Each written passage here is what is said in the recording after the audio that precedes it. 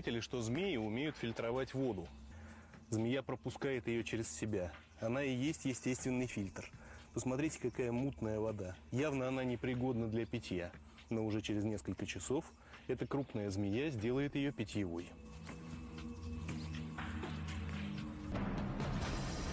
Вот то, о чем я вам говорил. Не прошло и 2 часов, а уж справился с такой грязной водой. Конечно, не очень приятно пить жидкость оттуда, где сидела змея. Ведь он не только фильтровал воду, но и испражнялся в нее. К тому же ужи очень неприятно пахнут. Но такая вода абсолютно безопасна для здоровья.